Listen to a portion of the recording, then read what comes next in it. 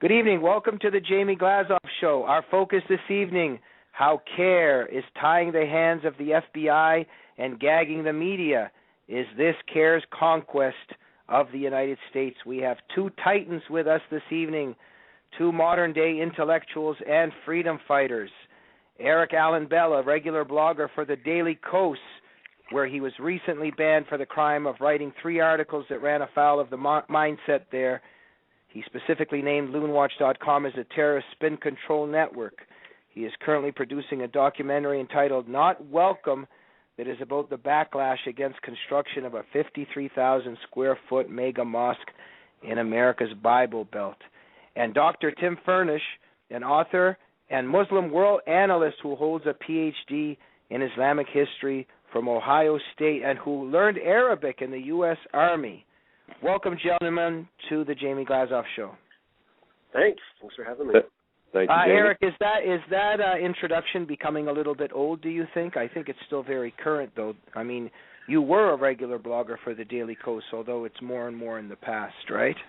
Yeah, it is in the past.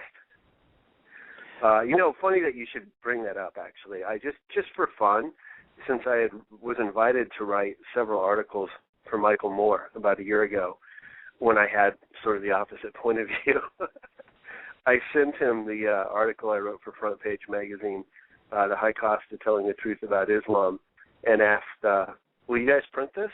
Because I think it's very much in line with our liberal values about human rights. I don't think it'll get printed. Wow, okay, let's see what happens. Gentlemen, welcome to the program. We have a lot of people listening in tonight. I want to encourage our listeners to phone in. Do not be afraid. Eric and Tim are very welcoming. They do not bite, and you can be of any political persuasion because everyone is welcome here. 347-857-1380. Please phone in.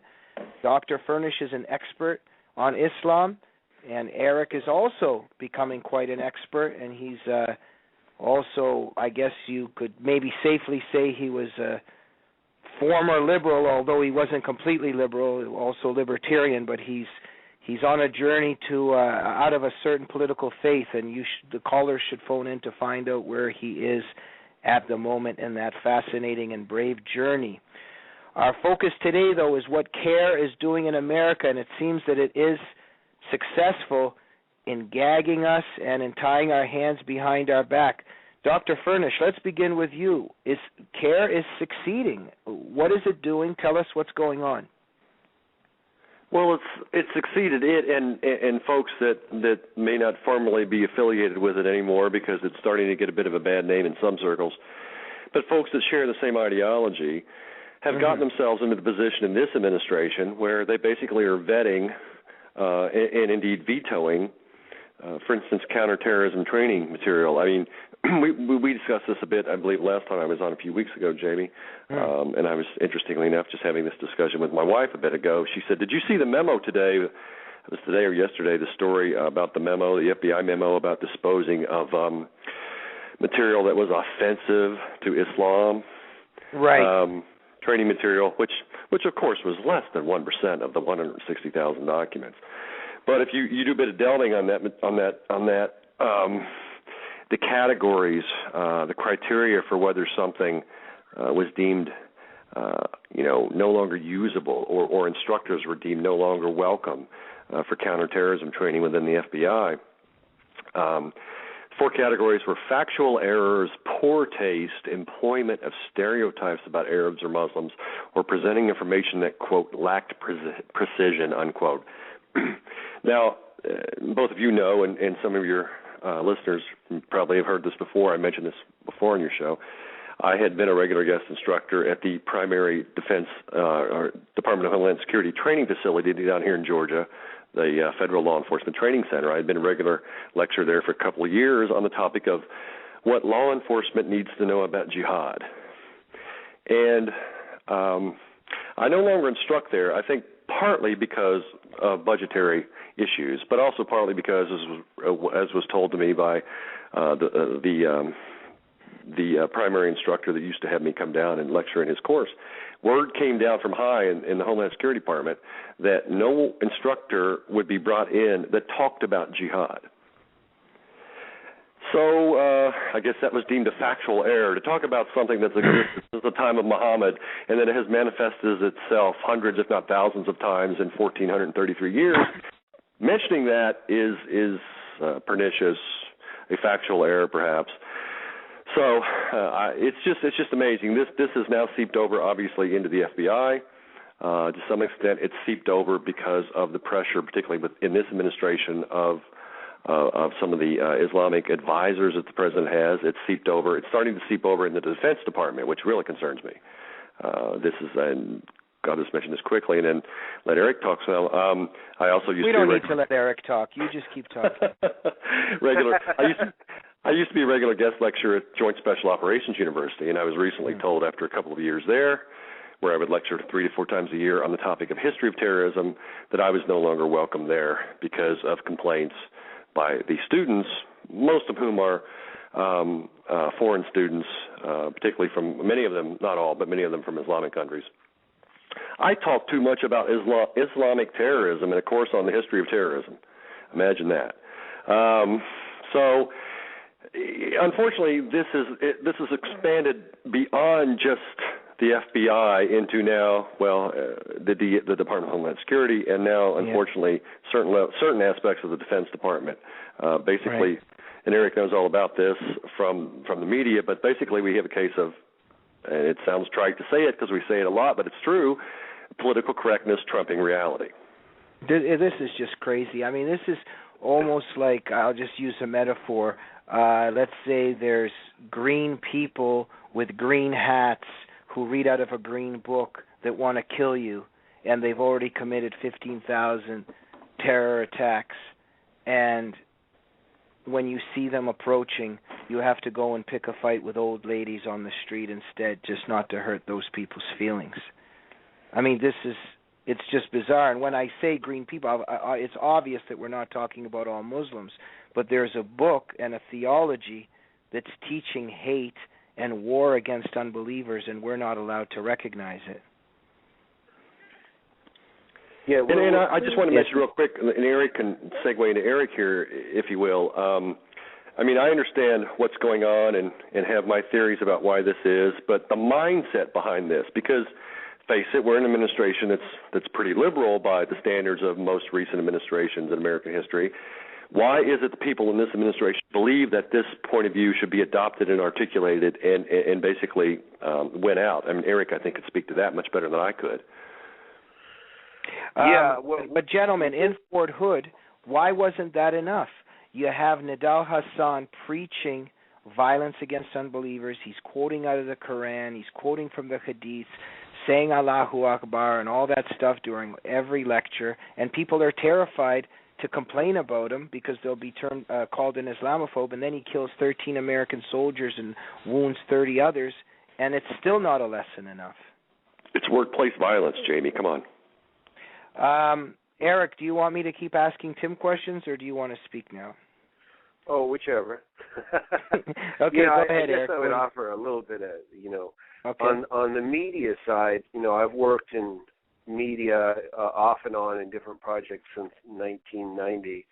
And, there definitely is a culture of fear in the media. Everybody's afraid they're going to get fired, or if they have success, they're going to lose it. So there's just a lot of fear about not toeing the party line, whatever that is. And I think that may be true on right and left. I think that's just the culture of media in general. So what CAIR has succeeded in doing is identifying that and really creating a scenario where the media takes the initiative much of the time to censor themselves before CAIR even has to fax out the press releases and slap their hands. You know what I mean? Like the New York Times will sing backup for them. For example, when CAIR had come out about the NYPD using the third jihad as a training video, and CAIR said this shouldn't happen, this is Islamophobic, the head of the NYPD should resign, and so forth. the New York Times, Huffington Post, numerous media outlets were in agreement with them, and my sense is I don't know that they really deeply are, as much as they don't want to alienate their readers. But gentlemen, I'm completely mind-boggled. Why is anybody listening to CAIR? Is this not a terrorist organization? It's already been proven that it's a terrorist organization. Am I not correct? Unindicted co-conspirator, yes. I think there's very Dr. Furnish, educate our listeners for a minute. Tell us where it was an unindicted conspirator. An unindicted conspirator. Well, I only made it through one semester of law school before I quit and joined the Army. But I do live with an attorney, whom I'm married to, so I think I can explain it. CAIR never was actually indicted with any element of them actually being engaged in terrorism, but they were indicted as a group that helped funnel money to groups that were, with the Holy Land Foundation and some other primarily Palestinian organizations, right? Yeah. So, and they have, Jamie, and they have been actually officially removed from the FBI, sort of supervisory list, or I shouldn't say supervisory. De facto, that's what it is. They officially are no longer a group that the FBI uses as basically a primary consultant, but basically, many of the folks, and I was careful to say this earlier when I first said something, there are a lot of folks that may not be officially members of CAIR anymore, but they have basically the same ideology. CAIR, in case folks don't know, is a front group in America basically advancing the interests of the Muslim Brotherhood. The Muslim Brotherhood, of course, founded in 1928 by Hassan al-Banna in Egypt, which you often hear Al-Ikhwan al-Muslimin, the Muslim Brotherhood, described as a terrorist organization. I would not describe it as a terrorist organization. I would describe it certainly as an Islamist organization, an organization that wishes to create an Arab Muslim world Islamic State. Sometimes they even use the phrasing caliphate. And ultimately, they have stated in the Arabic documents, which are their founder documents, that their ultimate goal is to create an Islamic State on the planet. But they've funneled money. They've been caught funneling money to Hamas terror organizations. Right, to groups that do kill people, mainly Israelis, right. Yes, that's exactly right. They refuse to condemn convicted Islamic terrorists, correct? Exactly, right. Okay, Eric, some more thoughts on CAIR. So we've got them forbidding FBI to do certain things, and they're also gagging the media, correct? Clearly.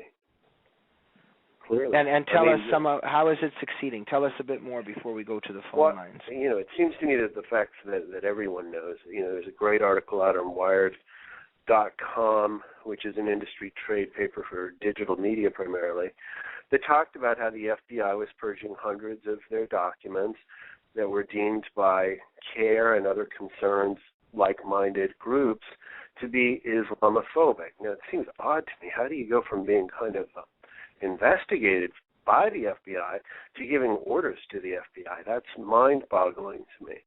So, we have that happening on the law enforcement front. And, as I said, on the media front, there's just so much self-censorship, and in my own experience, just as a blogger, I mean, the backlash for speaking out against Islam or CAIR is pretty bad. I'm getting my name dragged through the mud online, but I think there's a bigger issue, and I think Dr. Furnish kind of touched on it when he talked about this administration. If anyone wants to get a lot of insight into who is Barack Obama and what is he thinking and where is he coming from, find those old videos of Jeremiah Wright, his spiritual advisor, and just listen. It's just like reading the Quran to understand Islam. Listen to Jeremiah Wright and listen to his profoundly anti-American message and consider that this is Obama's spiritual leader. And I think suddenly it starts to make a lot of sense. Yeah. Thank you. Our phone lines are jamming up. We're going to go to Jordan from California. Are you there, sir? Yes, I'm here. Thank you for calling in, Jordan. You have a question for one of our guests? Yeah, I have a short question for Dr. Furnish and then just a broader question. Are you aware of any like academics in high positions that actually do speak the truth about Islam. The only one I'm familiar with is Martin Kramer, and I enjoy reading him. But are you aware of any others? Well, Daniel Pipes still does, of course.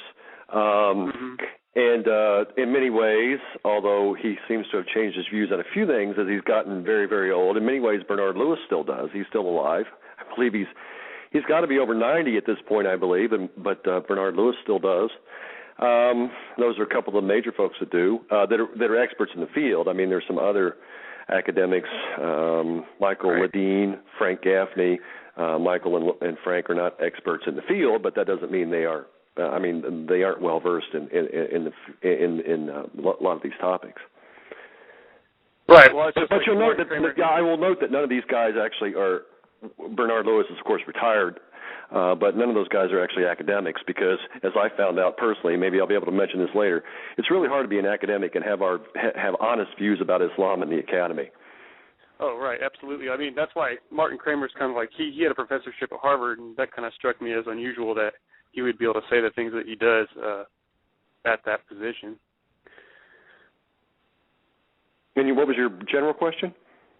Oh, to what, I'm disgusted with the Obama's, acquiescence to Islamic goons and so forth, but just playing devil's advocate, to what extent do you think that could be just for public consumption because he knows he can't inflame the Muslim American community? Because, I mean, we could be having civil war. I mean, I know that's hyperbolic, but just, to what extent could that just be for public consumption? Well, I'll take this. I'm sure Eric wants to add to this. But remember, Muslims are 0.6% of the American population. That's another thing that CAIR's done effectively. Besides appropriate the language of civil rights in the very coining of the term Islamophobia, right. CAIR has successfully convinced many in the media and many Americans that there are 7 to 10 million Muslims in this country. Not even close. Oh, really? The only see, you probably thought so too. I mean, right, absolutely. The only longitudinal study that's been done of Muslims in this country is done by Pew a couple of years ago, and they could only find 2.35 million Muslims. Oh, really? So, yes. There are fewer Muslims than there are people in the Lutheran Church Missouri Synod, which I belong to, so I had to get that plug in. But I like to kid my Episcopal priest friend, though. There are now more Muslims than there are Episcopalians in America, but there are only, say, 2.5 million, all right? So there aren't that many. So I don't think it's a vast demographic that anybody really has to worry about getting the votes of, except perhaps in Dearborn, Michigan. I think really the major reason for this, and I don't believe that Obama is some sort of crypto-Muslim or anything like that. Right. I agree. That's absurd. I think he's sort of a lukewarm half, Christian who spends more time on the golf course than he does in church. But I think Obama thinks because he spent 4 years in a madrasa in Indonesia, and he's, of course, we know that the hubris knows no bounds anyway. I think he's convinced that he can make peace between the West and the Islamic world in a way that, that cretin George Bush could never have done or no other American can do. I really think a lot of this is just his own hubris. So Eric probably has more to add to that, but that's what I'd mainly chalk it up to. Well, I think you're right initially, but, I mean, actions speak louder than words. I think if you look at the narrative of his administration that initially, you're exactly right. He tried the whole Cairo thing and he tried the whole diplomacy thing. But then, the opinions of America didn't really change at all. And if anything, they went down. And then now you see him with this ruthless drone war. And it kind of makes me think that, he tried the diplomatic angle and he kind of got a reality check. So that's just my own personal theory. But, I kind of think that. Go ahead. I'm sorry. Eric, go ahead. I think it's also important to keep in mind, right after 9/11, George W. Bush also came out really trying to speak to the Muslim world and say, America is not against Muslims. We have many Muslims in our country. Islam is peace. Now, he knows better than that. It's damage control. Clinton did the same thing when bin Laden hit some of our embassies. He made speeches and he said, we just love Islam. These guys know better. They're trying to stop things from escalating. But do you really I think anybody who studied Islam knows that it's not a religion of peace. And if you insult Islam, there's going to be violence every time. Eric, do you really think? I'm not really sure. I don't think Obama's unintelligent. I do think he's smart. I don't think he's half as smart as he thinks he is, or 1/3 as smart as his followers think he is. I think he's a smart man. I'm not sure he doesn't believe that Islam is really a religion of peace. I'm really not sure that he doesn't believe that. No, I'm not sure either. It's just it gives. I like to think that he knows it's not. But yeah, it would be nice to have the assurance. I mean, I think this brings up an interesting point, the difference between a lot of liberal thinking and conservative thinking. So, within the liberal culture is this idea that all cultures are sort of equal and none is superior to another and that we must accept them all. And this sort of naive idea that if we're just nice to the Muslims, maybe they'll stop attacking us.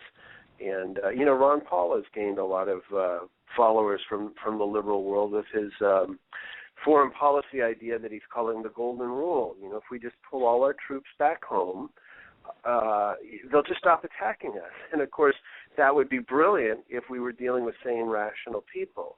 But, 1,400 years of history has shown us that we're not, and that wouldn't work. So I think that there's probably some truth to that Obama, there may be some wishful thinking that, maybe if he's just nice enough, they'll stop, blowing themselves up or blowing us up. Okay, well, thanks for answering my questions. And since I'm always plugging a book when I'm on, since Dr. Furnish mentioned Hassan al-Banna, there's a book called Flight of the Intellectuals by Paul Berman, because now al-Banna's grandson, Tariq Ramadan, is out doing all kinds of spin control for the Muslim Brotherhood, and the media is just eating it up, of course, and he kind of exposes him for the fraud he is. So thanks for listening, guys. Thanks for calling in, Jordan. Eric, can you give us any updates on your political journey in terms of what's happening? What reactions are you getting, and what are you up to lately? Well, mostly what I'm up to is recreating the outline from my documentary. The old outline obviously reflects an old point of view. So in the process of trying to come up with an outline for a 90-minute documentary, there's a lot of self-inventory that goes into that. What story do I want to tell? I want to tell the truth story, so what is the truth? So, that's bringing up a lot of questions for me. Like I just referenced, Ron Paul. Up until fairly recently, I kept thinking, why don't we just bring all our troops back home? We're antagonizing these people. We're just making it worse.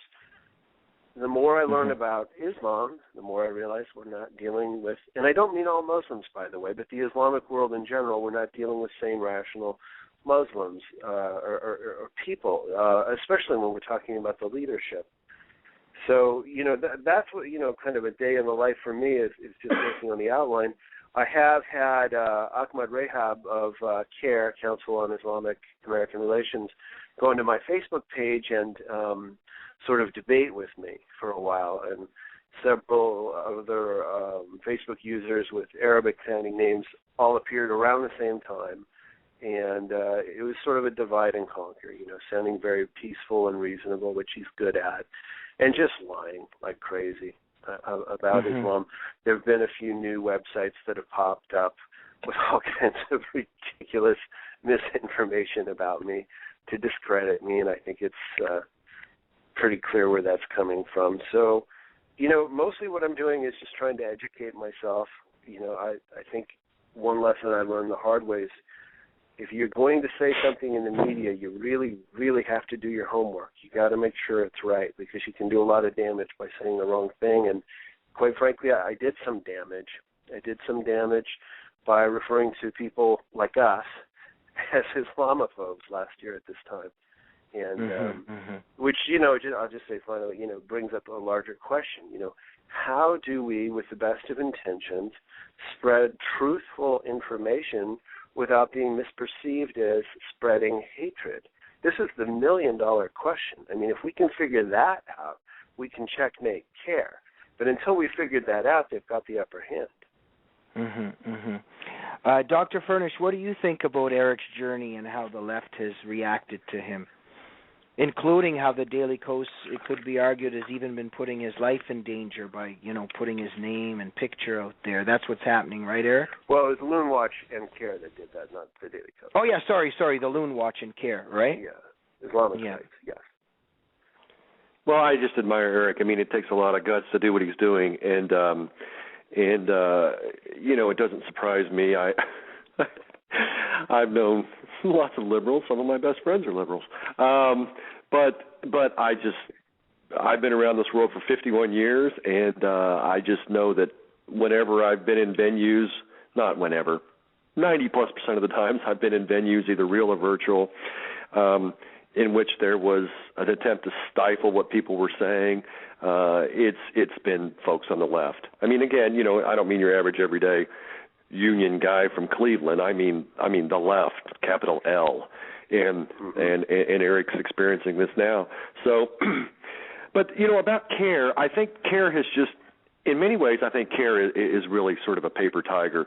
They have managed to get on the Rolodexes of in the last decade of most of the major media outlets, but I think that's starting to wear thin. And what's really kind of ironic and disheartening is that at the very time that I think a lot of people in the media are starting to look askance at them and not take them as the go-to representative of American Muslims, that the government has rolled over for them. So that's the thing that's very sort of disheartening. And perhaps, you know, if, God willing, the guy in the White House only gets one term, this will change. But you know, at this point, it's just unfortunate. And Eric is right that there are extremists on both sides. There are folks on both sides of the political spectrum that have their heads up certain parts of their anatomies. But when it comes to this issue of the dangers represented by Islam, not just Islamism, by Islam itself, the far greater danger is on the left, because the left's in denial about it. The left, some of the left are not just in denial, Eric, right? They are actively, in many ways, supporting Islam. Yeah, it's so ironic because something about that, please, because yes, go ahead. You just mentioned something so very important. The Muslim Student Association is a Muslim Brotherhood front group, but what we have here is a situation. Let's say CAIR fades away. We've got a cancer that is metastasized. In universities all over America, you have non-Islamic groups that are student groups that are very far left, that hold groups, they hold opinions like 9/11 was probably our fault, and Hezbollah are not terrorists, they're freedom fighters, and they're not really Islamic. That's just what the government wants you to believe, even though Hezbollah means Army of Allah. So even outside of the Muslim groups now, you have young, naive college kids who are, you know, just anything Noam Chomsky says, they just eat it up, and there's a very strong anti-American sentiment, and there's a real, they seem to be getting a real soft spot in their heart for the Islamic so-called freedom fighters, and that's a problem too, because we can no longer isolate this to just Muslim groups now. The last time I was in Jerusalem, which was four years ago, I don't remember if I mentioned this last time I was on. Oh, well, memory's one of the first things to go.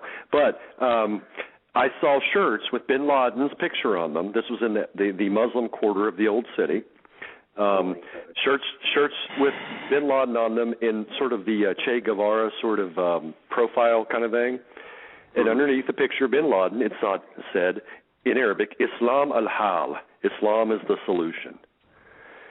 So, yeah, I think you're exactly right, Eric. I think it's very trendy for a lot of kids on the left that don't know, you know, very much about history. Oh, here are these guys they have beards and they live in caves, and, you know, we try not to talk about the fact that they're watching porn, but they live in caves and they wear fatigues. And look, they're standing up to the evil entity that Noam Chomsky tells us all to hate. And right. and this is.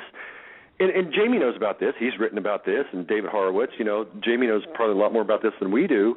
But you've got sort of this de facto alliance between some on the hard left, many professors, some of the students, and Islam. And the supremely ironic and disgusting thing is, if there were actually an Islamic State, they would be the first one to have their heads separated from the rest of their bodies. But right. They're too damned blind and stupid to see that. Mm-hmm. Meanwhile, they're complaining about the Christian theocrats, right? All those dominionists out there wanting to. Eric and I were having this discussion in another venue. Dominionism. I've been a Christian for almost my entire life, and I've never heard anybody or read anybody that I know of ever advocate this so-called Christian dominionism, where basically it's imposition of a theocracy. But I would say, even if that were true, a Christian theocracy would not nearly be as bad as an Islamic theocracy. Gentlemen, let's get back to CAIR for a minute. I mean, so technically, what do we call this? So, okay, then it's not technically a terrorist organization, but it's a terrorist supporting front organization in terms of all the evidence that's come in? It's a terrorist enabling organization in many ways. It's a terrorist apologetic organization. Okay. There's spin doctors. Right. So that's more the accurate term then.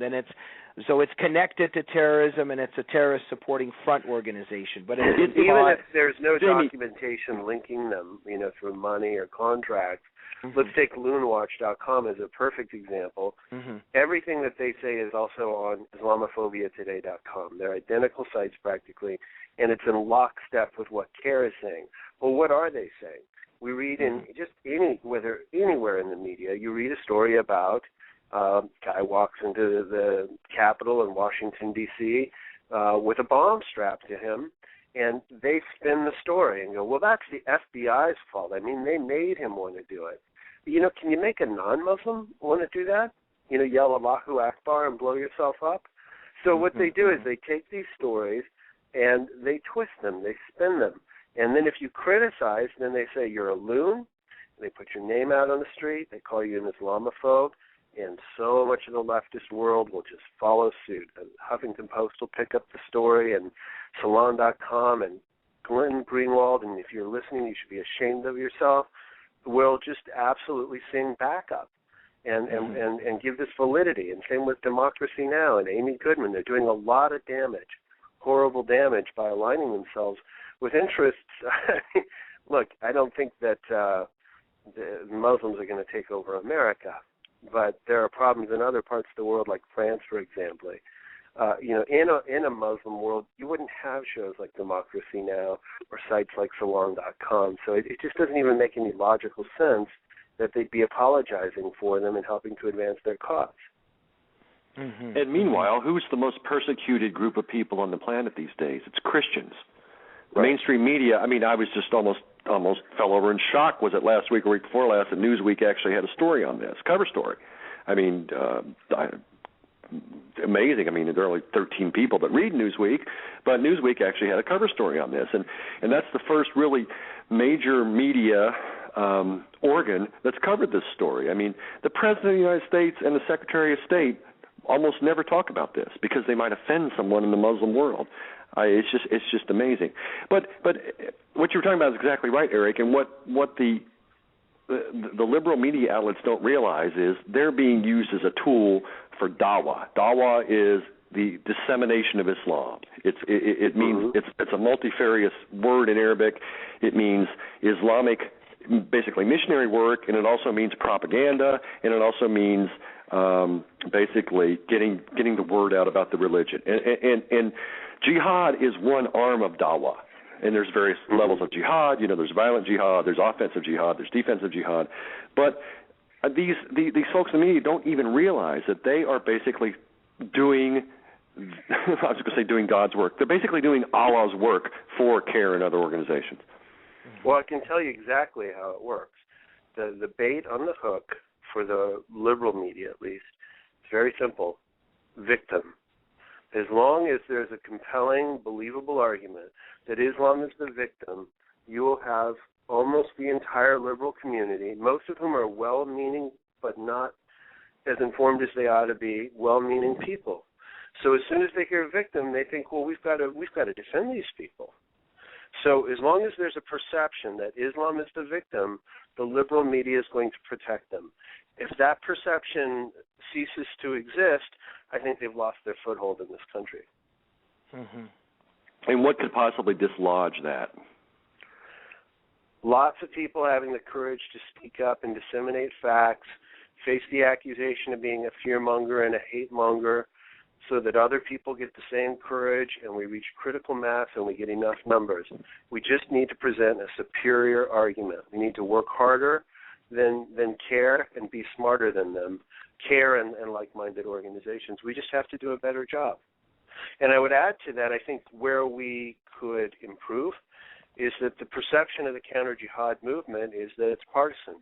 It's conservative, it's ran by Christians, and there are many people who don't fit that description who don't want to be a part of it for that reason. So to the extent that we can reframe the issue for what it actually is, which is a human rights issue, I think we can welcome in a lot more people, a lot more. It just needs to be reframed as a human rights issue and not as some, right-wing agenda.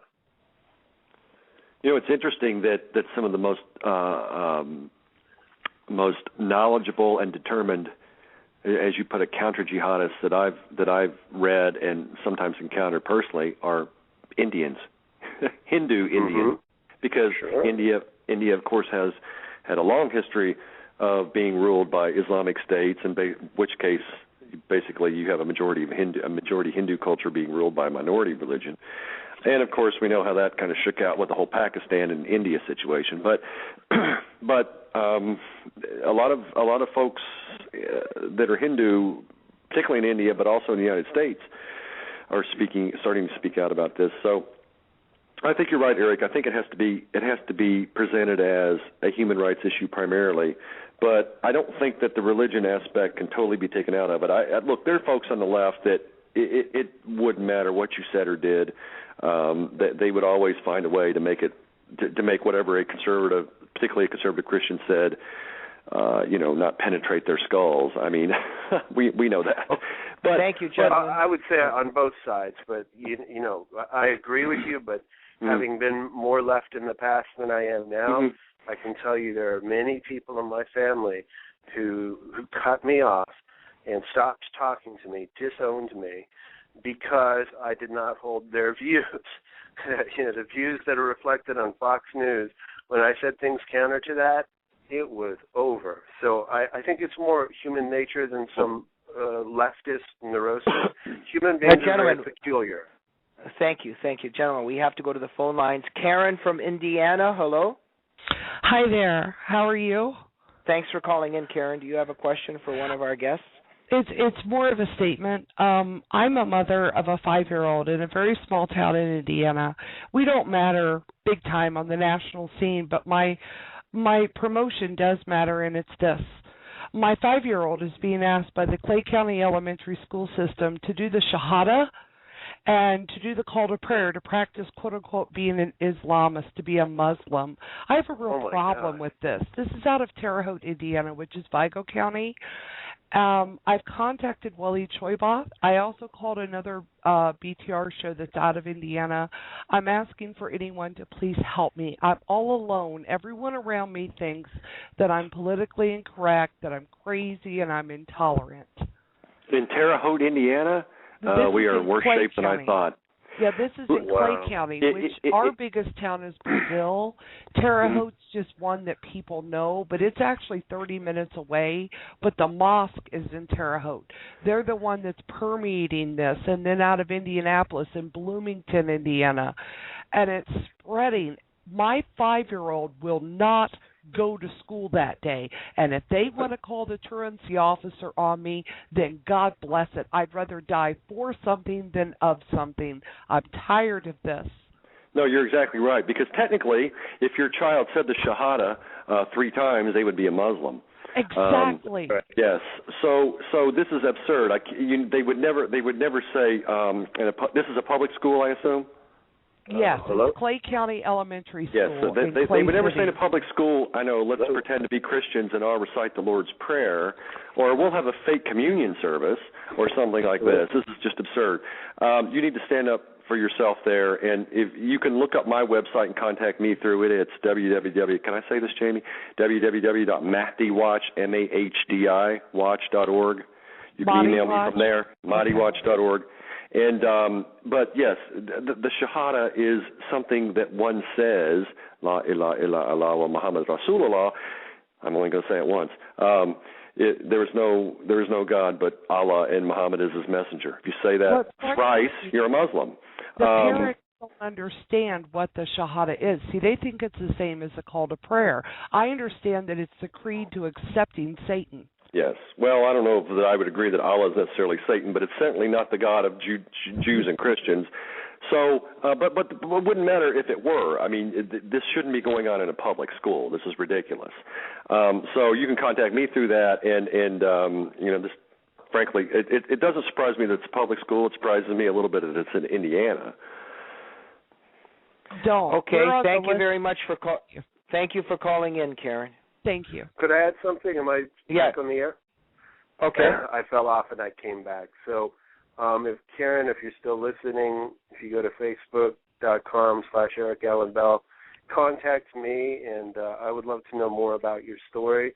It seems that writing an article about it and sending out a press release would be a step in the right direction to confront this issue. Let us go to Stephen from Texas. Are you there? Yes, I am. How are you guys doing? Thank you for calling in, Stephen. Yes, my question was, how can we deal with like the Muslim Student Association that's on so many college campuses today? Because I didn't have very much luck, and I think the universities are on their side a lot of times. So I feel like the lady before, it's a really hard battle. So what can we do when we feel like the authority is not on our side, like they don't listen or respond to our concerns? You want to go first, Eric? You want me to? Sure, I'll take a crack at that.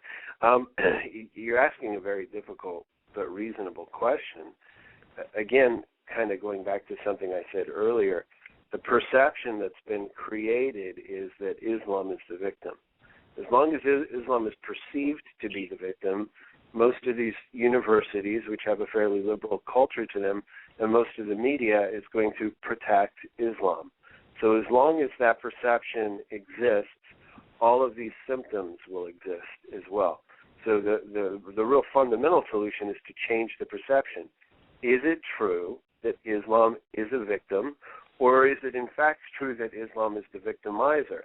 And what makes this so difficult is that it is very, very difficult for anyone to accept that a religion can really be bad.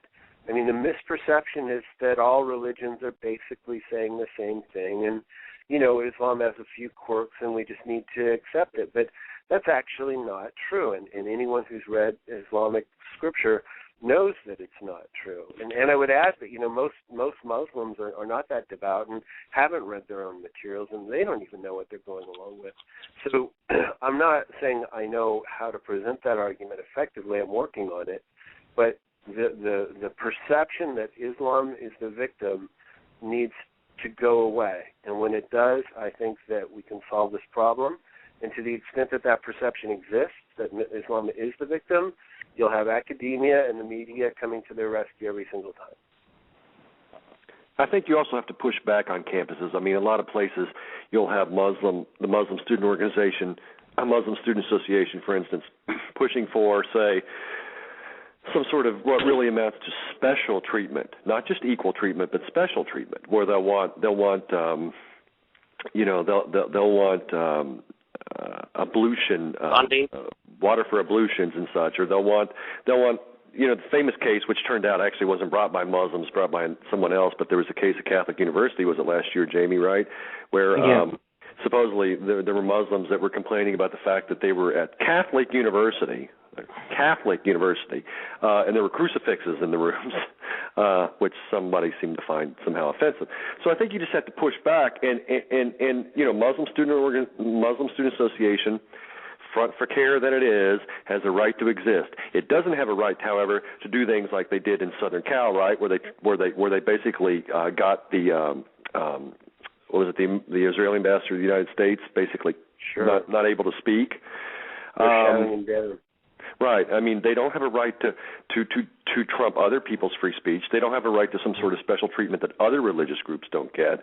I mean, the interesting case going on right now at Vanderbilt, where basically the Christian organizations, Christian fraternities at Vanderbilt are being told that they basically have to let people into their organization that are not Christian.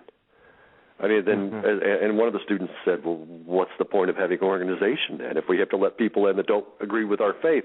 Can you imagine, I mean, a lawsuit or some sort of pressure being brought to bear to make the Muslim Student Association let in, I don't know, Jewish students or something? So I think a lot of it is you just have to stand up and not be afraid of them and not let them steamroll you, even though, as you correctly point out, I think it is true that in a lot of cases, because of the status of, like Eric said, either victimization or just the very fact that they're minorities seems to get them special treatment from the administrations in a lot of cases. Thank you. We're going to go to our next caller. We're getting a lot of calls tonight. Stephen from Toronto, Canada. Hi, Jamie. How you doing? Thanks for calling in, Steve. I just something has been brought up tonight, and it's about the different CAIR members over the years who have been charged and convicted with terrorism activities. There's at least been 4 or 5 of them. And even the chairman of the Holy Foundation in Texas was a member of the CAIR board in Texas and a founding member of the chapter. So, and others too, you know, have been convicted of training for jihad and have doing other things, but CAIR has always brushed that off, and media swallowed it as being simply individuals that they had no control over. But what I'm saying, I don't know whether to guess and agree. Look, if it looks like a duck and quacks like a duck, then it's a duck. This is a terrorist organization, and probably along the lines like Ayan Hirsi Ali had in her last book, Nomad. She describes them as termites, just constantly gnawing away bit by bit by bit until the whole edifice of the United States collapses. Well, I don't think there's any doubt that that terror wants, as we were saying earlier, and I was saying that CAIR wants an Islamic State here. I don't believe for a second that they don't. But, you know, they're not going to say that openly now when Muslims make up less than 1% of the population.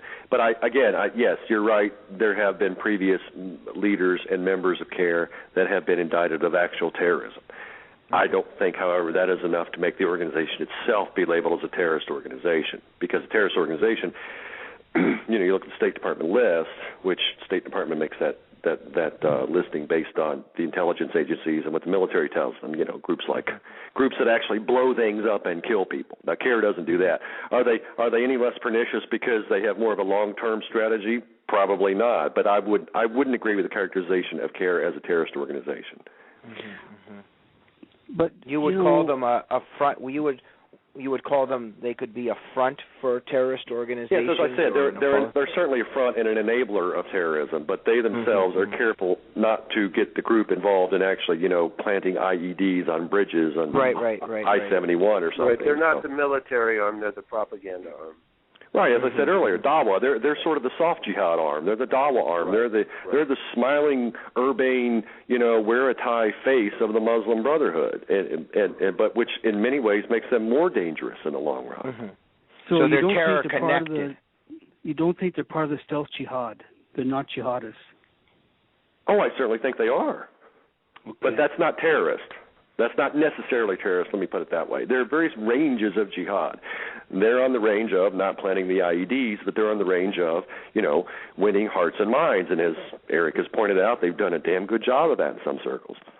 And they've had individuals and leaders that are convicted of terrorist activities, and they also refuse to condemn terrorist groups and activities.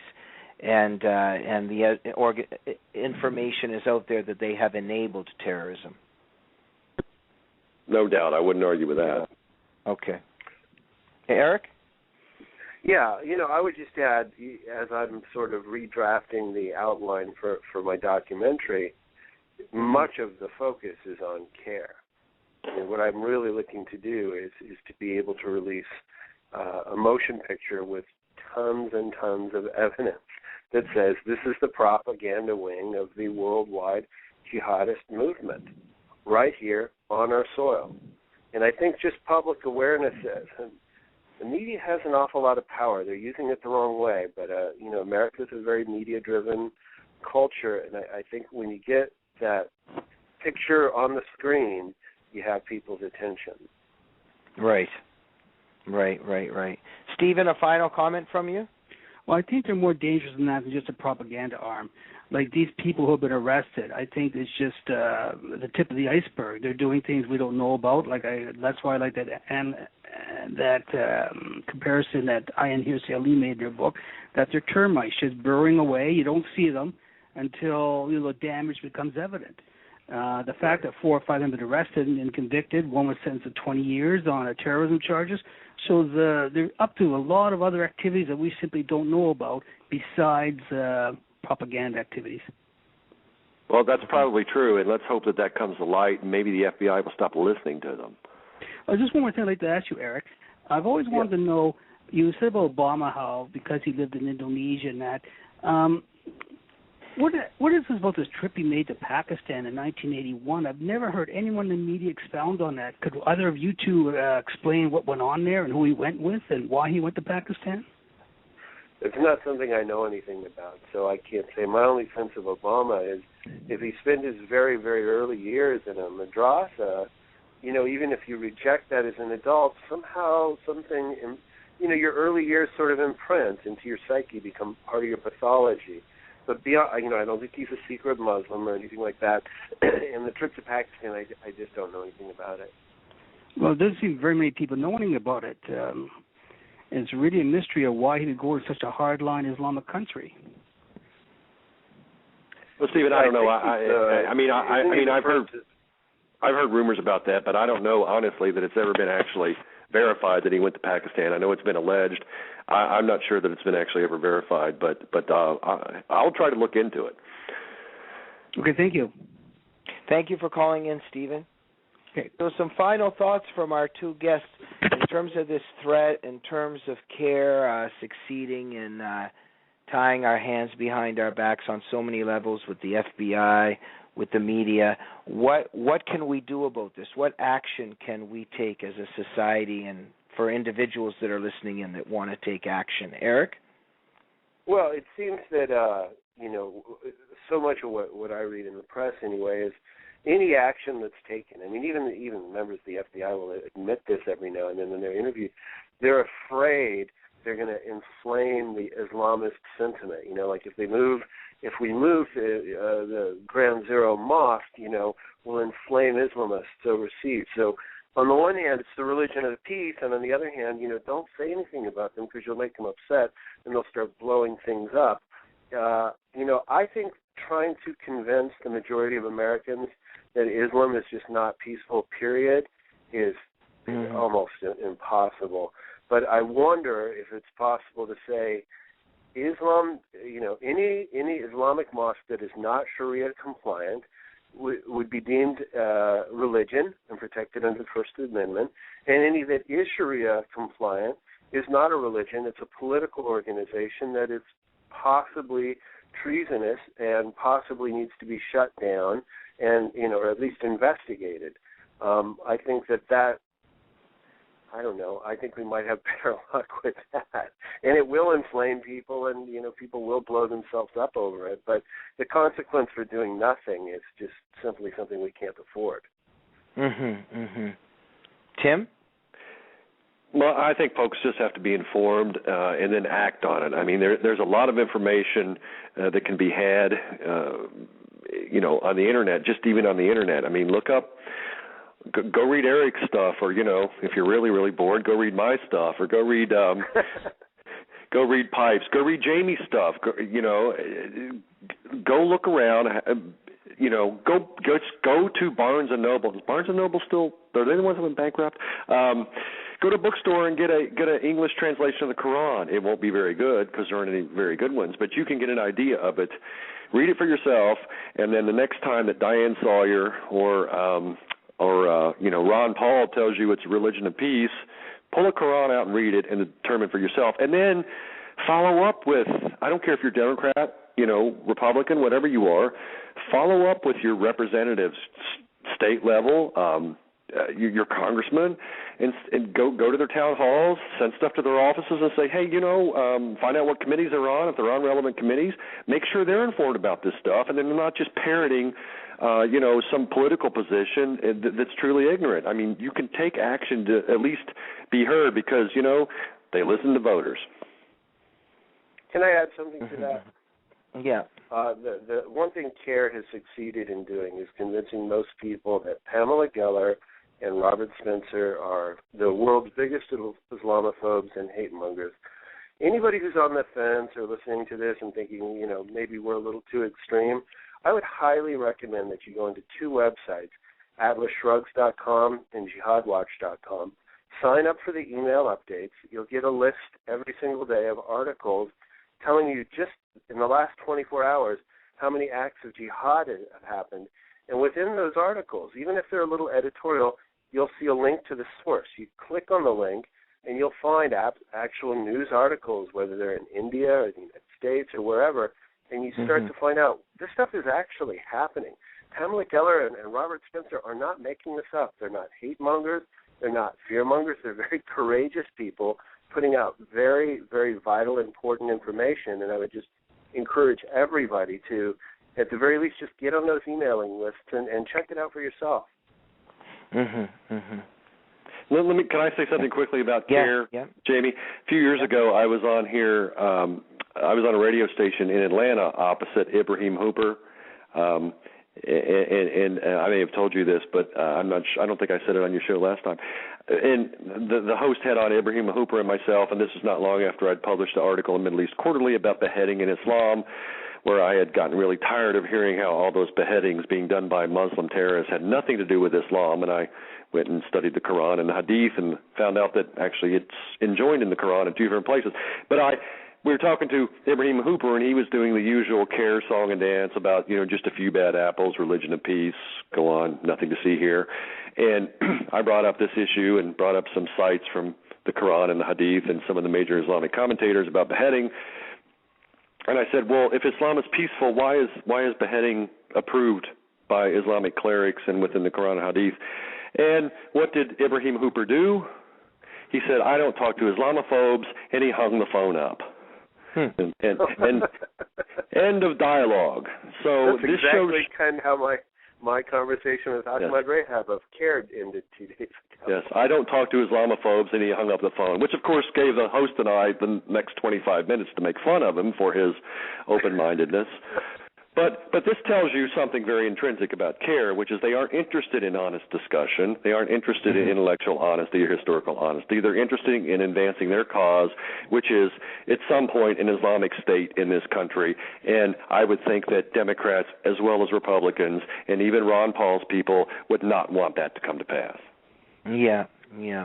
They're not really great at debating, that's for sure, when it comes to the real issues. We only have about 2 minutes left. Why don't we make some concluding wise thoughts on this show? Eric, why don't we start with you? I just think it's important for everyone at this point in time to continue to educate yourself and learn how to talk to people who don't yet see the light.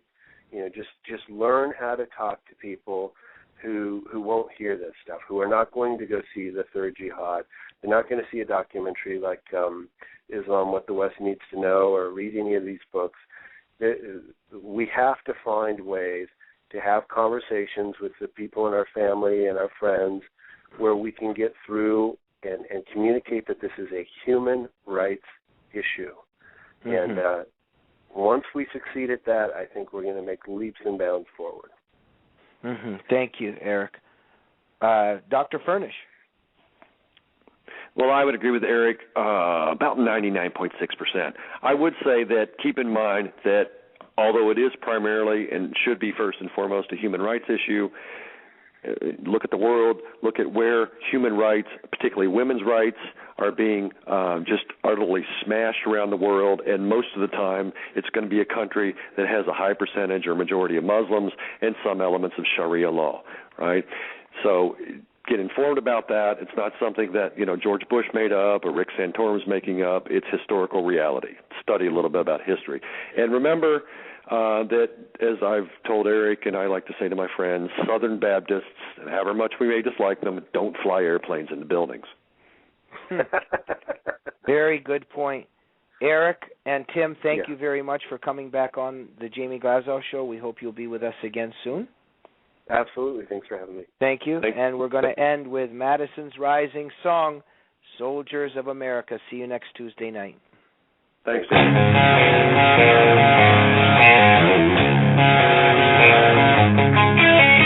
Somebody sister or brother, a father, son, daughter, or mother, come on.